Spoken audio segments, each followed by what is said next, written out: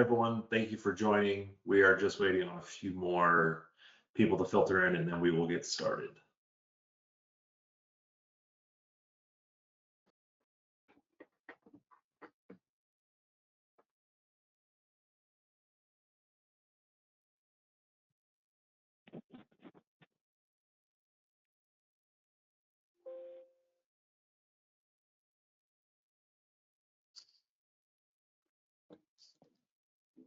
This is the quietest I ever heard this group.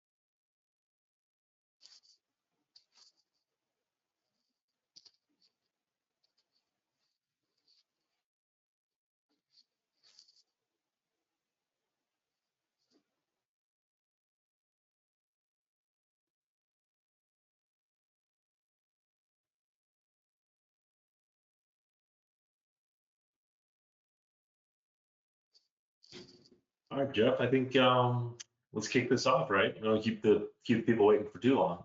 No, I think it's perfect. Let's get going. All right, everyone, just real quick, this information this is a brief disclaimer and liability waiver from our legal team.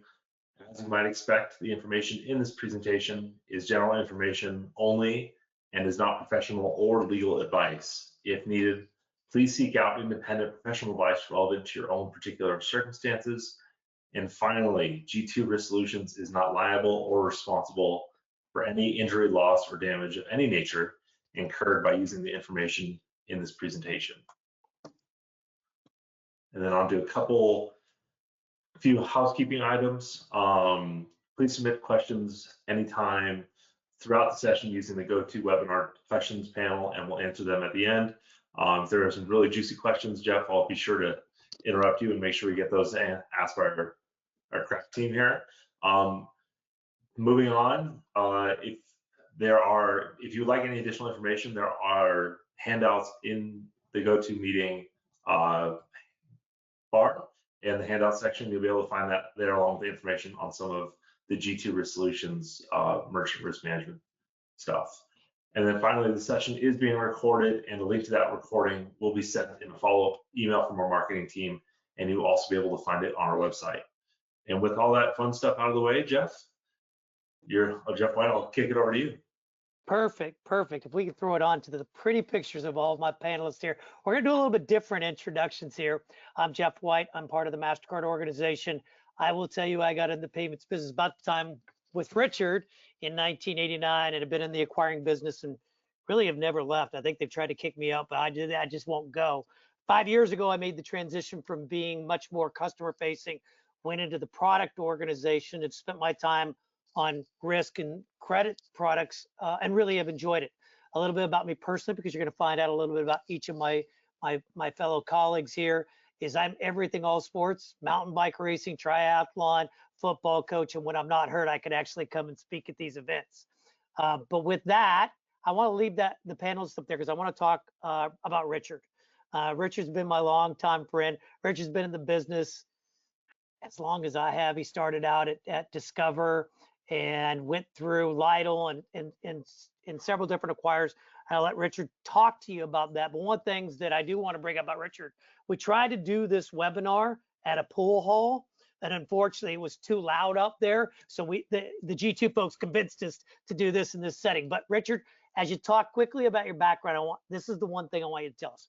The most humorous fraud/fake you've come across in your entire career. So I'll turn it to you. Well, yeah, I know we were joking about this. I didn't know you were going to bring it up, but yeah, a while back, just a month or two ago, I was at the pool hall on a weekend practicing, and it was quiet during the afternoon. That's why I like to go in there. I'd set up for practice, just student drills, And a couple other guys came in to start shooting, and they were playing at a table near me, but the place was so quiet I could hear everything they were talking about. I got my headset on, but I could still hear them. And come to find out, they were really fraudsters. They were talking about the credit cards they had stolen from this restaurant the night before, which restaurants they were targeting next, who they were going to be selling the cards to, and they were talking about different websites they were going to run these fraudulent cards on to get goods. Like, of all the things, everything crosses over in your life no matter what you do. You knew I was going to go there. And if we would have had some connected data intelligence, we probably could have brought Will in to figure that out. But Richard, real quick, just tell these folks, I don't think I did justice on just your depth and breadth of experience in risk management.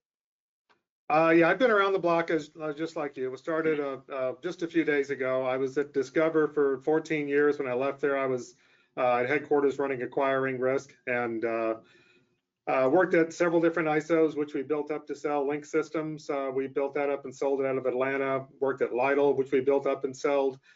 Pay by Touch, and I also spent a little time at a couple of processors.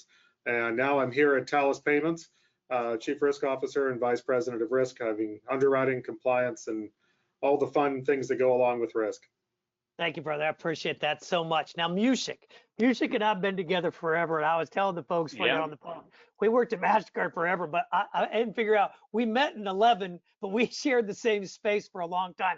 Started the company in 2006. You've had this kind of broad cross section, really always touching security, risk, and fraud, and have a great background. Volleyball parent, touching last week as he sent one off to school. So I wanted to bring that up. And so background, I'm gonna give you a little bit different. Scariest fraud or fake you've ever seen? Oh boy, that list is long. I will give you a personal story related to the G2 side. Is setting up a website for the high school gymnasium related to what we all do for work today. I used the first name of a head coach and the last name of the assistant coach, and I was accepting payments in about 10 minutes. So if you think about everything we do to vet merchants and things like that, that was just 6 months ago, and a little bit concerning. Granted, it's a small merchant, but what if you were doing that 100,000 times? Big problem. I think it's fantastic. Jeff, real quick, give us a little bit on your background, and then we'll move off to Will. Yeah, I've been at MasterCard almost 19 years, 20 years next year, and I've held various roles, predominantly in business development, market and channel development for what formerly was known as cyber and intelligence here at MasterCard. That was riding the wave of card not present fraud and selling to issuers, and then acquirers, and then to merchants, and then channel partners, and back to issuers. I basically ping-pong back and forth depending on where the liability and the trend was. And today we're in a newly formed group about a year and a half ago, working on your kind of channel distribution partners on sending some of the data assets, integrating into other parties to improve their aggregate solution set. Thanks, Jeff. I appreciate it. Will, you know you're not off the hook. You know there's going to be a question. Now, I got to tell you all, Will and I met at a MasterCard event. We had dinner together that night. We figured out we were both from Colorado. So we've got this great Colorado connection that we like to talk about. But Will, before we talk about your background, this is the question I have for you. Best all-time fraudster, and you said either one of two things. Man, that guy was really smart, or maybe, man, that was really dumb. So I'll let you start there and tell us a little bit about your background. I think my all-time favorite fraudster, it was smart, and it was really dumb. He had a pharmacy site that was registered, and from the get-go, everything looked fine. No issue with content. He was doing all the right checks, and then you got to the mail enhancement portion of his pharmacy site, and if you just looked at it, the page, it said, hey, you need to have a prescription. But what he had done was, if you click on the picture, it opened you to a new site where he was selling mail enhancement pills without a prescription. So like, from a technology and like fraudster, was like, good man, good for you.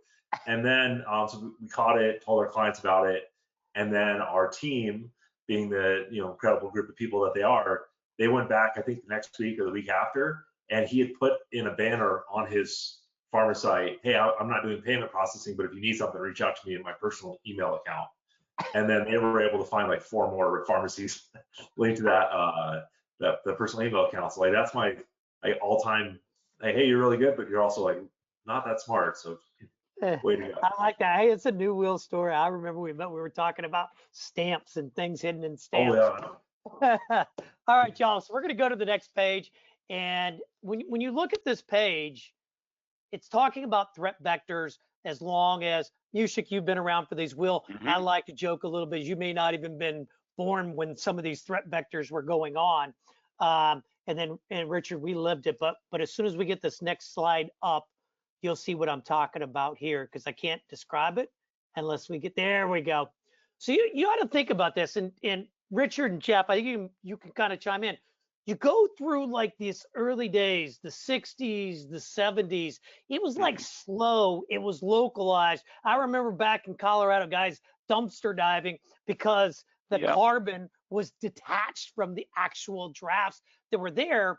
And the one thing is we could respond, whether it was MasterCard or it was Visa, you could respond to these local threats that were there, and then you go on. And as things progress, then we hit the electronic era, and we get around to late 90s, and it's like, hold on, Nelly, and the world changed, right? And we started to see a bunch of threats, and then we had to start looking at partners to do that. And I'm Richard, I'm gonna throw you at this slide, right? We both played in this era. I want to think about your roles that you've done over the years and think about the threat vectors and how did you respond? And then the second half of it, was it internal only or internal and external? And what were some of those? A couple of things you bring up to mind. I mean, the first thing is internal. I mean, as technology got better, you start to look at all the different data elements, and the brands thankfully started to help pushing more and more data elements into the processing stream, which enabled us to start to capture that data and build better risk models and better risk engines. But, the first thing when you started talking about some of that stuff, I remember, 20 years ago working with the card brands, and we'd have a regional conference, and then the next day they go, here's the 14 restaurants we think where cards are being stolen. We're all going to go down to these restaurants and hit them for the next 20-30 minutes each and see if we can catch who's doing it, and they bring the Secret Service along.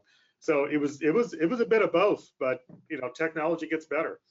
But there wasn't a lot of data, right? There wasn't a lot of data. No. Like when I was sitting at Rocky Mountain Bank Card, our risk guys had like internal reports and they were trying to do it, but they weren't talking to other folks in the business, right?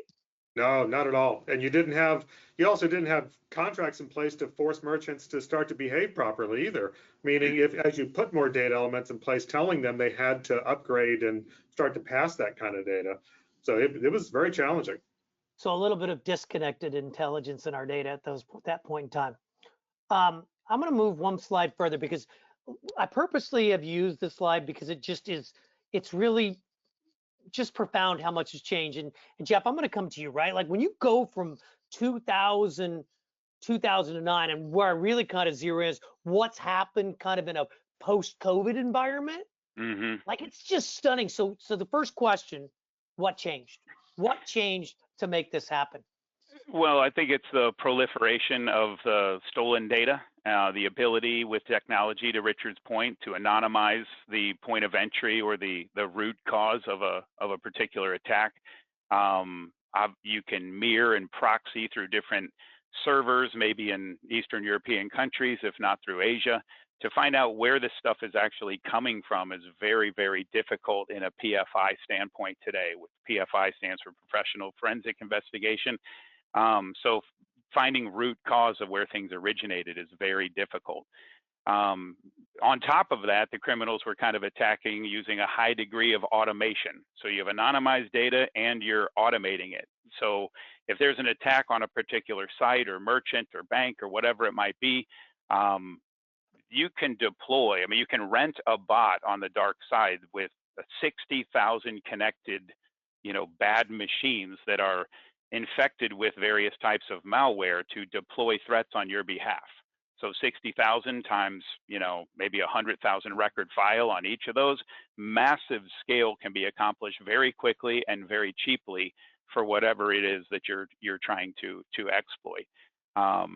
So that's kind of, technology is both a blessing to be able to share data and compute data, and the world of AI or robotic process automation, all that stuff leads to predictive analytics to produce this stuff and do so in a very quick throughput fashion. So milliseconds, not seconds. Those seconds used to be minutes, sometimes hours, or back in the early days, maybe same day or week even to get a hot card list of stolen cards. So the faster this stuff can be turned around, you can try to keep up with the criminals who do not have data use, privacy, legal, compliance type divisions. They're just on the attack all the time.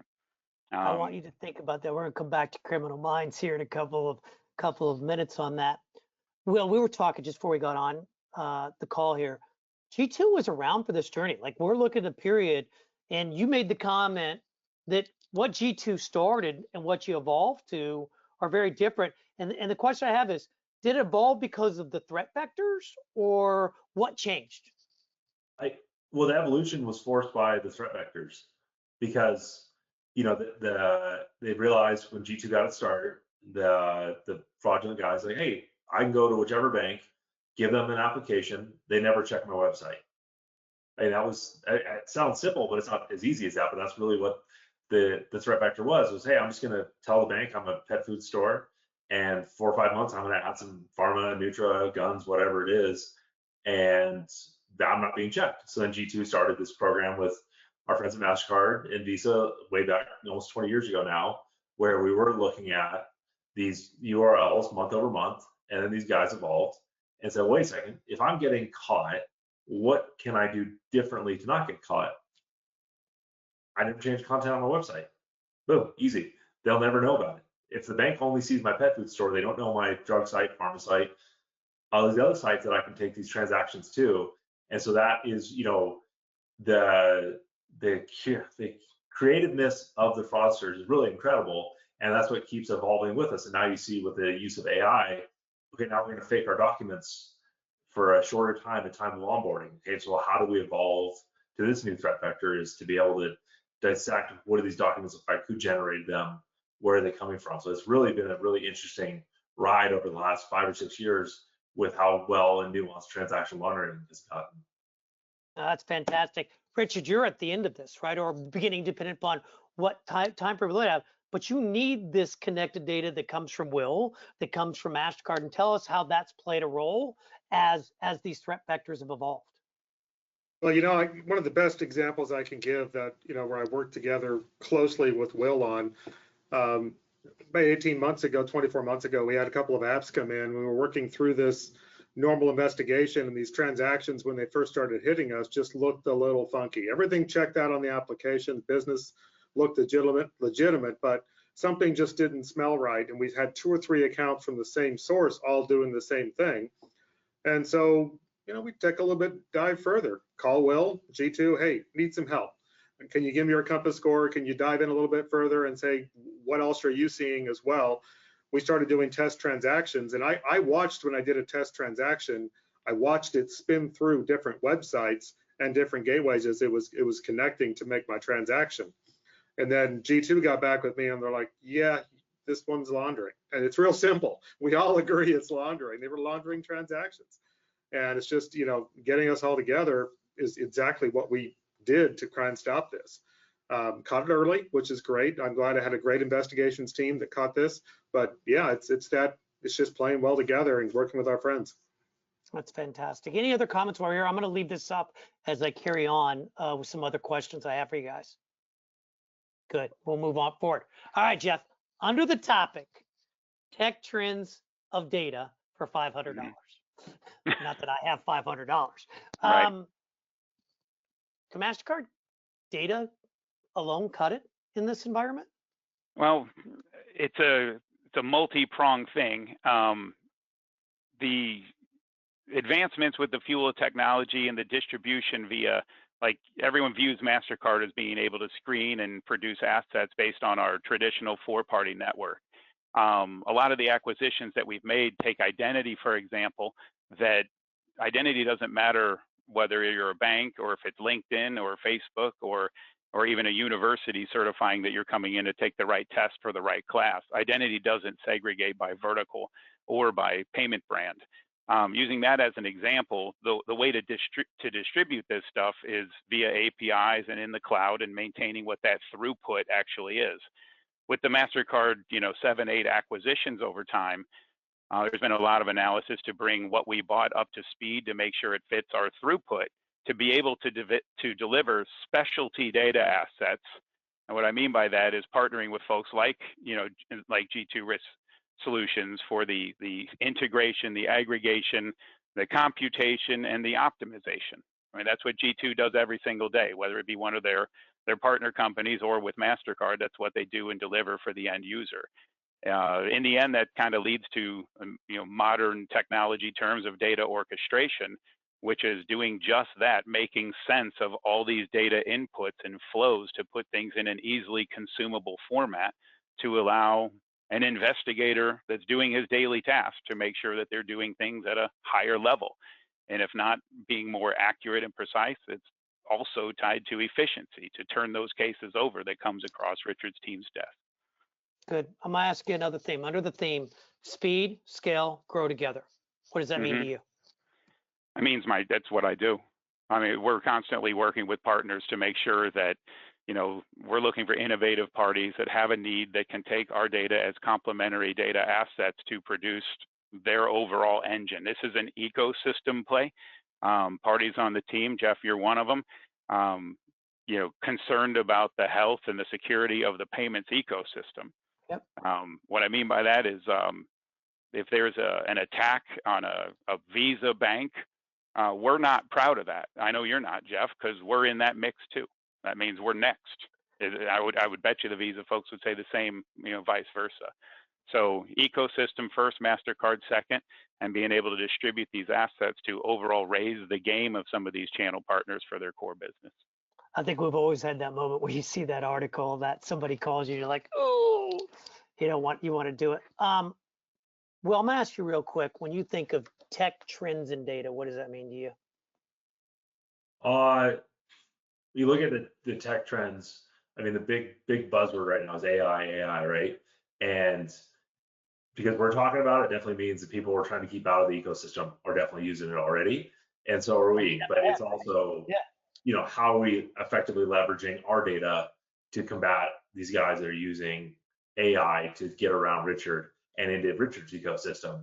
And what can we offer Richard and what can we partner with Richard on to leverage these different type of data points to make a more unique solution to a really creative and unique growing problem within the industry?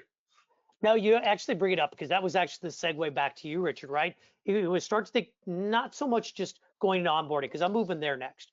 But when you think about data broad level, gaps and how do you augment that? Yeah, and that's one of the things that you and I have probably spent a lot of time talking about over the last 12 to 18 months, as well as with the other Jeff, because that's always been one of our challenges. And I've sat down and talked with you about exactly what I'm seeing, and I'm like, we got to have some tools to help fix some of this. And that's one of the things MasterCard has been such a great partner with, is showing me all the different tools they have and actually talking to their product people about how we can build a better box that will help stop this type of fraud. It's just incredible, this type of opportunity that they've presented with me to try and work with them to improve both sides of our game. Richard's used to getting phone calls from me like, I've got this new product coming out. Can you give it a drive and see if it's any good with that? But Jeff, that's important at the ideation phase, not just after we built something in a box and think that it's going to be the next greatest mousetrap. We got to hear from our partners firsthand. No, I agree with it wholeheartedly. So I'm gonna make the transition to probably my favorite topic, right? Somebody sells it. Somebody fills out an app. Yes, a place that I worked at not so many years ago still fills out apps and then they get sent in. Richard, you underwrite it. And I always say, kind of open one eye and go, when they start processing, did I get it right? Right? Did I catch the majority of the risk? So you've been in space. Let's talk about the evolution of underwriting from underwriting to activation ongoing And what do partners like G2 and others that we haven't talked about play in that? Well, if you go back, a long time ago, you actually spent time underwriting every single application. And I don't mean that in any crazy way. Today, the automation is to the point where you don't even see the applications. They come in, they're automatically underwritten, approved, and heading down a merry path. The only time you see them is when there's a bunch of red flags. And that's where the tools come in, from everybody on this call is, give me the red flags, tell me what's going on, what do you see that's bad? I rely on a company like G2 to tell me if I've signed someone bad, I got a bad website, I got a bad connection there, then if I don't have that, I'm really going to reach some challenges. And I look at the MasterCard tools and it's the same thing. I even go to the point now where we're looking at, it's not just a matter of did you run match and did you have someone in there, or was it a possible match? How many possible matches? Because these fraudsters are submitting apps hundreds and hundreds at a time, and you'll see hundreds of match hits all at the same time. You got a fraudster going on. It may be a real business, but someone's using their data. So there's just different ways of using the data, but it's also about partnerships. I think the three of you said it, and if I'm not mistaken, it came from you. By the way, I'll tell everybody, if you get a chance, connect with Richard on LinkedIn. He is the best deep down dark stories of what goes on in industry. But Richard, what brings to mind is that notion of that, I think it came out of China, all those apps being pushed through, and they were just trying to find the one or two acquirers that would approve it, right? Yeah. I'll give you the ugly story if you want to hear the ugly story. Yeah, I think we do, because I think it fits with the conversation of what our audience wants to hear. Yeah, what we are seeing today is the fraudsters are really using AI engines. Will, you talked about someone setting up a fake website, and before you could just say you had one and no one looked at it. Now everyone's looking at them. Well, the fraudster can set up a fake website in about a minute. That's how long it takes. 1 minute. They can set up a fraud website using the different AI tools, and it doesn't cost them anything. $0 to set up this fake website. They set up the fake website, they set up to a Google phone or maybe a burner cell phone. They use an email address that's generated off the internet, similar to the business model that they can access. So now they've got a phone, they've got an email address, and they've got a business. A lot of times they do what I like to call drive-by fraud, where they're driving down the street and look for a business that's been around for a long time. Some states have all the information about those businesses completely public. And when I mean everything, owners' names, EINs, sometimes partial social security numbers where you can get the last 4 digits are out there public. And you can find out about other things about the company financials that you can start to build your model when you're trying to submit an application. And then they go on other websites and generate fake credit card processing statements. After all, they've been in business for 20 years, so they should have processing statements. And of course, they have an idea what kind of financial level they are, because that's free on the internet too. So they're going to generate credit card processing statements to match that. Now you've got fake processing statements, you've got fake this, fake that. All right, if you couldn't find the EIN, that's all right. We can generate one out there on a website, and then they'll give you a free download from the internet that will show you it's a valid one from the IRS. So now you've got everything that ever submitted on the application. It may be fraudulent, but everything validates and they got the documentation behind it. If you call them and say, I'm not sure I agree with this, can you give me a lease agreement? Of course, we'll send you a lease agreement. We got that too. They got everything you can think you ever, oh, utility bill. Sure, I can generate a utility bill online. There's utility bill generators. So you've got all the documentation to set up this fraudulent account, and they're going to submit 100 of these applications to 100 ISOs using the internet all at the same time. And we've seen this proliferation where they may only do 1 or 2 or 3 fraudulently set up businesses, but then submit 100 apps out there to 100 different ISOs. And the second they get approved, they start running credit card transactions. And in a matter of weeks, they're all gone. In 1 week, they're all gone. So the second, you got to catch that money quick. You got to use the preventative tools out there. But that's what's going on out there, and it's crazy. It's crazy. It's a lot of fun, but it's crazy. Isn't that wild? Hey, Will, I think sometimes people are just like, hey, let's just plug in G2 and we're good, right? Well, it's a deeper connection, right? Much deeper, yeah. Talk to us a little bit about that. Oh, it's 100% a deeper connection because we can only see so much, and that's why we really strive to have a killer customer success organization that will get on these phone with all of our clients at any point, anytime, anywhere, because something doesn't look like Richard for Richard's team or his organization. And I've gotten a text from Richard at 10 p.m. Hey, this does not look, Will, what does this URL look like to you? And that goes right into our database to say, hey, all right, analysts, let's go figure this out, see what we can uncover for Richard.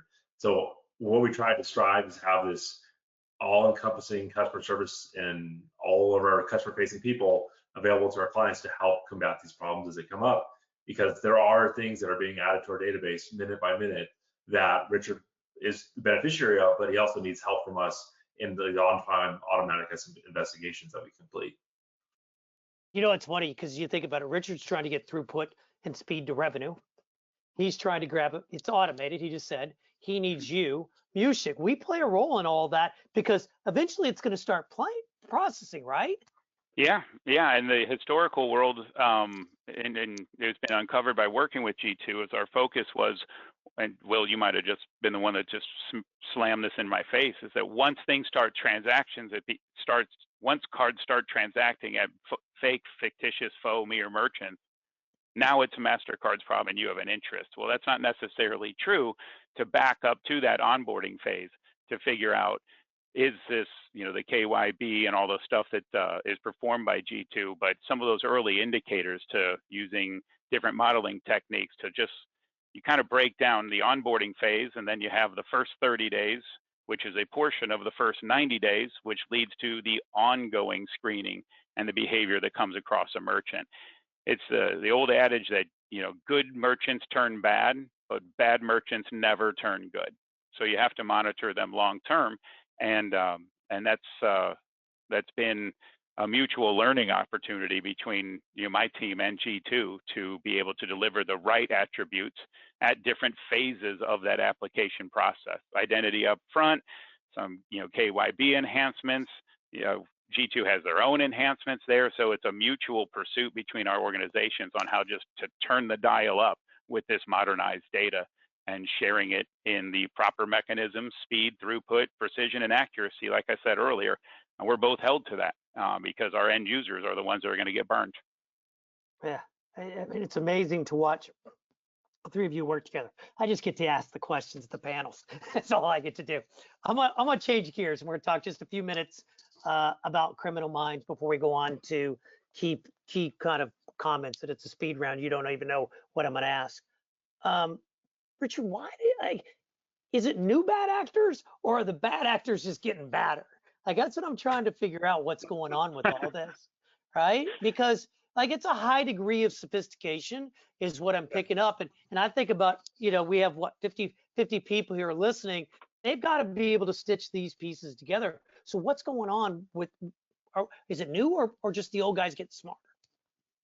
I don't think I'll ever know for sure if it's the old guys getting smarter or if it's new guys, but we do see they're connected. And how we see they're connected is we see the exact same format of material coming in. We see the same document style coming in. I even see the same banks being utilized because they know which banks they can open up these accounts in. So we know it's organized groups. We know probably these are some of the same old players that are getting better. We know some of the big names that used to be problems in the industry are back. So yeah, it's a little bit of both, I'd have to say. Okay, good. All right, we're going speed round. All right, what's important to, I'll give you the two, and what's the key pieces of intelligence or what's missing, okay? Well, you're first up. Oh, no. What's important to acquirers and what's the key piece of intelligence that's missing? I think, if you'd asked me this last year, my answer would be totally different. But now I think the most important thing is evidence, proof. How can you guys show us that these merchants are connected? How are these data points linked and what does this mean for us? Because now it's not just, hey, let's turn these merchants off. This is going all the way up through sales and biz dev, why we're turning this merchant off, and we have to give them the evidence. And that, I think, is the biggest piece. And then what was the second part of the speed round? Oh, I think you got it. You got the key piece. You got the acquirers key piece. But you know what's funny? We're talking about one aspect, for the most part here that we're trying to get our arms around it. But you talk about proof. when you start to get into compelling evidence. You know, both MasterCard and Visa are starting to introduce programs.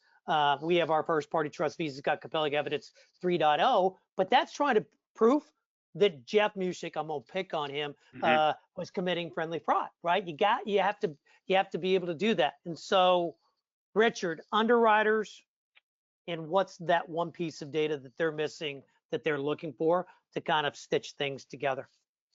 Well, I think when you talk about underwriting today, it's really getting all the possible tools you can to put the data in front of them as fast as possible.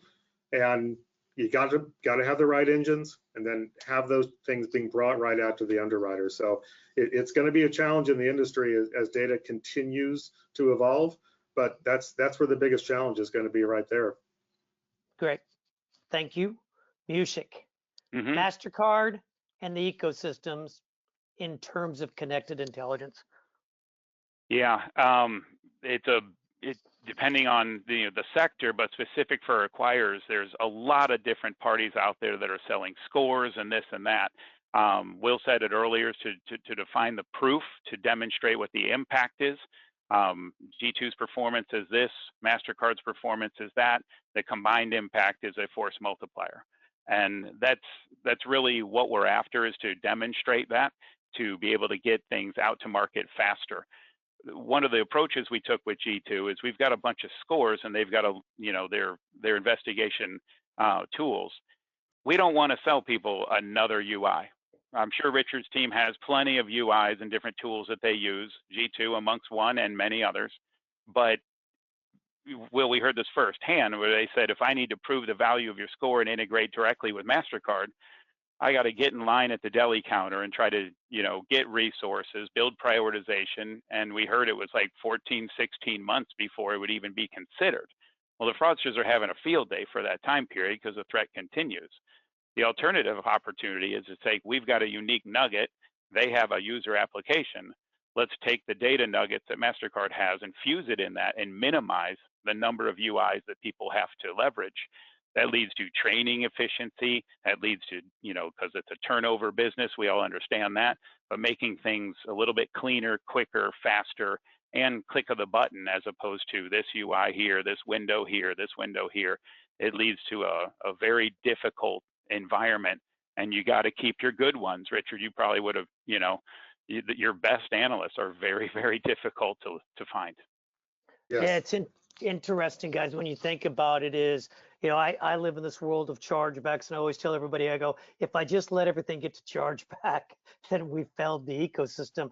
And at each gate, there's taking a little bit of the risk out. And so if you're a risk manager, or if you're a product owner, you've got to think about, how do I make sure each of the pieces fits into the puzzle itself, so that by the time I get down here, I just don't end up with a big pool of disputes and somebody ends up in an excessive chargeback program, right? All right, I'm gonna throw this out to the three of you guys, and I'm gonna broaden the definition from when I was writing down my notes. Bad actors. I don't want to. I think of bad actors as in merchants. I think of it as in card holders. I think of it as anything. How do we catch bad actors with collaboration? So don't all speak at once. Yeah. I don't know the answer. That's why I asked the question. Mm-hmm. It's tough, and I think you're right, Jeff. You have to break it down by phase, because cardholders play a game in this to protect their own information. There's some things that they can't really defend against if they click on a website and they download an Orcus RAT or various types of things that infect their computers. Those things screen your entire machine in 4 seconds and pull back any file that has a 1040 in the file name. Well, that's husband, wife, employment, income, bank account, kind of everything you need to do to set up a new card. So that's on the card side of things. It's not, I'll pass it over to Will, but that's not unlike what you see in setting up a merchant. Like some of that information that Richard was talking about earlier, whether it's dark side or just bulletin boards. Sometimes you don't even need to go create this stuff, like you said. It's just out there. You just have to customize it to your particular opportunity. So, Will, Yeah. Richard? I totally what Jeff said, and one of the things I learned recently from our team is there are Reddit threads that inform these bad actors on how and who and when they're testing. Oh, I'm over here at processor A because they didn't really check. They didn't do a deep enough dive, and I've been transacting stolen cards. It's just crazy how not only collaborative all three of us have to be here, but also how collaborative the fraudsters are and where they're sharing this information. And thankfully, you know, we have a great team of analysts here at G2 that are always one step or staying right lockstep with them. But it's just amazing, and that's, you know, part of the joy I get out of this role with G2 is I get to go collaborate with Richard and his team and say, okay, help me understand what happens when this merchant application goes from, you know, application approval, monitoring, where did you guys find something and what can we do differently to help you be more at the front foot of this guy getting in your ecosystem. Wow. So Richard, I have a question that came in from the audience. Oh, boy. Threats and operations, or opportunities, excuse me, with the proliferation of PayFacs, just from your lens.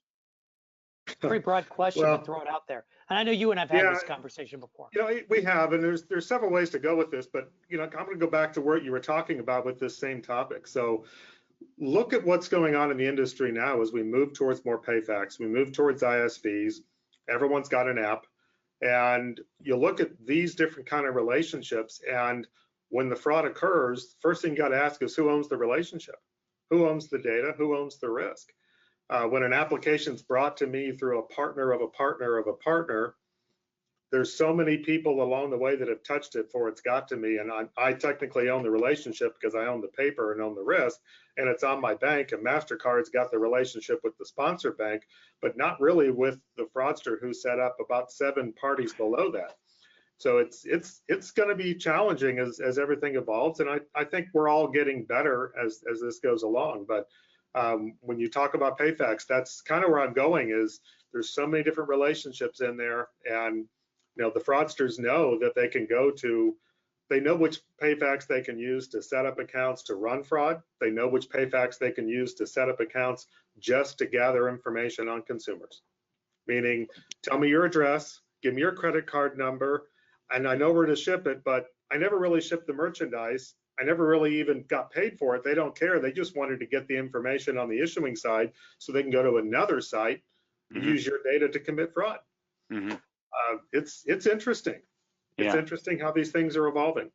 Yeah, or Richard, they stockpile that information to not necessarily attack promptly, but they'll just get to you in a 3 to 6 month time period because then it doesn't look as inflammatory. That's crazy. Jeff, I have another question, and it's a really, really wide open question. Is there a data or intelligence gap in the ecosystem? I think there's a communication gap. I don't know that it's data. There's obviously innovation from so many different parties in the space, but there's people that are guarding their own turf. There's people that are guarding their own, you know, if they have a specific merchant vertical that they're dominant in from the acquiring side. There are trends, let's just say an airline, that might directly affect something in digital goods. It might be very loose, but the industry forums, APP, you know, is a big part of that. Will spent a lot of time with you from that side. There's just different forums that provide these opportunities to just, you know, either learn from the stage presentations, mingle with people, have happy hour with other people, and just share what's going on. That whole collaborative intelligence is kind of an emerging trend. The other side of it here is the number of vendors that are being used. I mentioned earlier just on UIs, but a vendor that has a multifaceted suite of AI is very different than an AI company that has one nugget. Because then you have to go through the same amount of effort to set them up, and the same KYB and all the rest of that to set them up as a vendor all the way through the billing system, versus expanding with one party that you're dealing with that has maybe not a full solution, but in combination with the partner, you can get a lot more full than just fragmentation. Great, good feedback. Last question that I at least was able to get through the chat. And I'll throw this out to Richard and Will. When we think about the audience here, and if we were talking to a broader group of acquirers, what are the 1 or 2 areas of data intelligence that acquirers should be thinking about, if they're not already? Bill, you want to go first? Well, I was going to kick it over to you, Richard. Well, Why do you I have just say, to? Because when I I'm say I not. think of the audience, and I think about all the stuff that I've seen going on, and I talk about data intelligence. First thing I say is part of your data intelligence is building that cooperation, building those relationships. And that is, getting out and talking to people when you're at a conference, getting to know who your MasterCard rep is, who's your vendor relationships, what other data elements are out there that you may not be looking at yet, understanding what data is coming into your system so maybe you can improve your system. So I think there's always a lot of stuff. Look internal and get out there and make friends at the conferences. And by the way, I'll interrupt Will before you answer. If you happen to see Richard at a pool hall, just stand by because he's listening to everybody in the room. Proven. I don't know about you guys, when I But go Will to not. I'll discuss it openly at the pool hall just so Richard might hear it and have another anecdote. But And Will, like if you think about it, what would be the one or two things you'd plant that seed? And it may even just be a small independent ISO, I think Richard and Jeff said it perfectly. There isn't really a data gap. The answers are out there. It's a communication gap. Okay, fair enough. And yeah, I think like that's exactly it, because I'll get asked all the time, like, oh man, that would really help if if we'd known you guys do this. Like, well, we do solve this for everybody else in the ecosystem. We absolutely can. Being curious and asking the questions and going to the conferences and being a part of the app group and ETA and all these different risk professional gatherings, and you can say, this is what we're seeing, or reaching out to vendors or acquirers, or using Richard as a resource because he has seen a lot of the common frauds that these guys are testing, and he is a wealth of information. And every time I get to spend time with Richard before the pool hall, I get so much more like information and data points that I can reframe how I go about my conversations with people, asking what they're dealing with, and sharing what they're having to encounter. And Now, Jeff, throw I'll give this you out. Go ahead, Jeff, I'll give go you a ahead. live example here. Will, through our trajectory, starting with, what do you guys have? Where are you guys going? What are your priorities? That's how we kind of started. And then things really hit rubber on the road when we met in Seattle and went through basically a day and a half session of where both companies were going, trying to find linkages between the priorities of both companies. Those linkages also tied, priorities usually directly tie or correlate to pains on how to enhance a particular path that G2 is going. But since then, we've met almost every other month. And now we're worrying about where you're going next. And you want to know where MasterCard's going next. And we're still doing that today. And that's an example of, a budding relationship and just combining notes and trying to figure out, we face the same thing on our own side. Do we build? Do we buy? Sometimes, buy is faster. Economic, if you're doing the right thing, economic, pricing and stuff like that seems to work itself out if you're after a common goal. It's interesting, Jeff. You reminded me of just some activities you and your team and I have embarked over the last couple of years, which is instead of bringing out the PowerPoint presentation that an acquirer or a partner would just sit there and let us flip up through 50 pages, we don't bring anything in anymore. We actually sit down and have these conversations about the value chain and start to figure out what's important. And I that's the last piece I would leave before we start to see if there's any other questions, is really sit down with your partners, challenge them to have a conversation with you and start to solve versus just throwing spaghetti at the wall and trying to see what sticks. Yeah, we didn't use a lot of PowerPoint, Jeff, but I know we burned through a lot of whiteboard markers. No, don't we do that? Anybody that comes in with all that. Well, listen, I appreciate everybody. I don't know if we have any other questions that are burning, or did we do a good job and everybody got what they needed? We're still holding at 50, so nobody's ran away from us yet. I don't see any questions on the chat. All of our contact information is here. I can tell you, working with all three of these guys, any and every one of us would be happy to hear from you, and we probably bring the whole gang together. If you happen to see us out at a conference, grab us. We'd all love to spend time with you. You've got the opportunity to download some information from G2. We hope that you found the session informative. I always love hanging out with my buddies and chit-chatting about topics that are important to us. So with that, if there's no questions, I think we can say thank you and have a great day. Thanks, everyone. Thanks for joining.